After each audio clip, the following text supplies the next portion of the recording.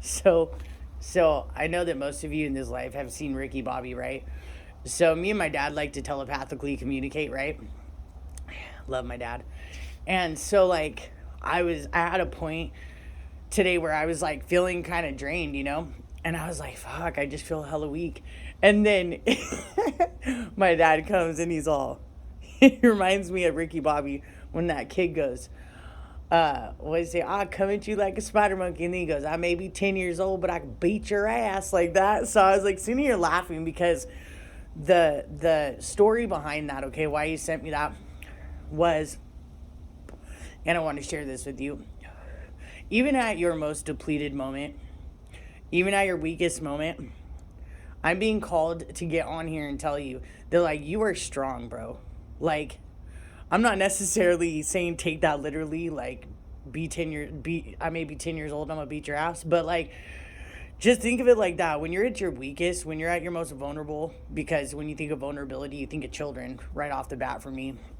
When you're at your most vulnerable, low point, most tired, most weak, like, dude, be strong. Like, come at those mofo's like a spider monkey, okay? Spiritually, because you know that as a person of any ranking in the spiritual world that's like on the good side of it, um, they ain't got nothing, bro.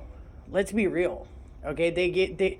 It's like my mom used to always tell me, okay? She's like, you gotta take your power back. You gotta keep your power, right? And I never really understood that until I was older. But it's true. And the thing about it is, what I need you guys to understand is like, people only have the power over you that you allow them to have. Like, they can only take from you what you give to them, okay? Like, if you like totally consent, like, oh, I'm gonna be in a relationship with this toxic ass fool, okay? Like, if you consent to that, you're giving them the power to deplete you energetically, to do whatever they want, pretty much spiritually, which is not cool, okay? So, yeah, I'm here to tell you, like, take your power back. Come to them like a spider monkey. Even when you feel at your most vulnerable or weak, whoop that ass. And I'm not saying physically, because I'm not trying to get any charges pressed on me, okay? And I'm sure you aren't either. Though we would all benefit from a good boxing ring. Like, I grew up in the days where when you had a problem with someone, you met after school and you fought, man. Like, you beat their ass.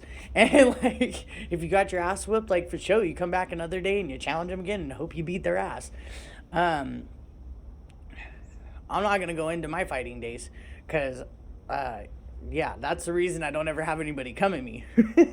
Like, everywhere I've ever lived, I've only had to fight like once or twice, and everybody's like, nah, I'm not trying to get knocked out. I'm not trying to get fucked up. And that's just the reality of it, okay? So, since they won't come at you physically, I mean, the real definition of as one of my friends from the back in the day used to say, a sissy lala, okay? Because I'm trying to keep it proper because I noticed I'm cussing and stuff. My bad, okay? But, yeah, like, they're sad. They're weak. They're weak minded. They're slow witted. A lot of them have some really low IQs, bro. Like, they might have those like moments of aha, and they might actually come up with a half-assed um, logical plan or whatever to do whatever.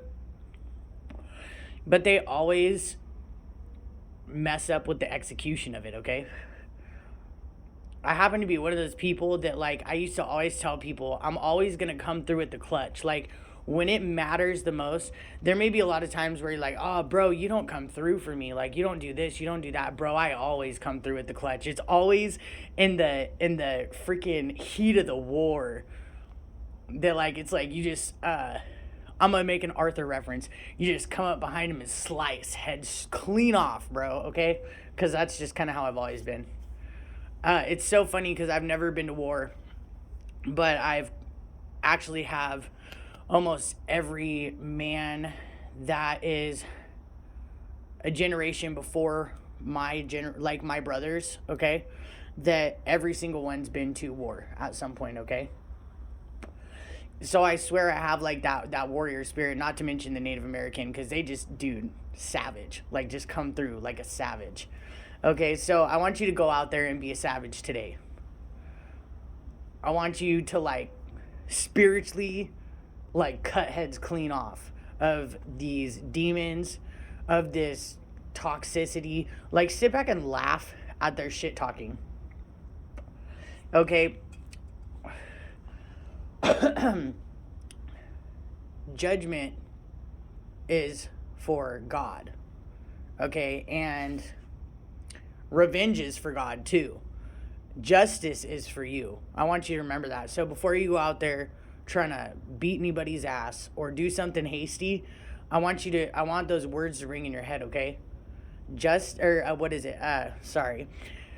Judgment and revenge is for God, for the angels, for your ancestors. Justice is for you, okay? So sit back, kick your feet up. Hopefully not in this snow. Don't be kicking it out in this. Not where I'm from. This shit's cold. The wind's blowing, you know what I'm saying? But if you're somewhere sunny, kick your feet up and relax and laugh, because these people are pathetic. Like, get a job, right?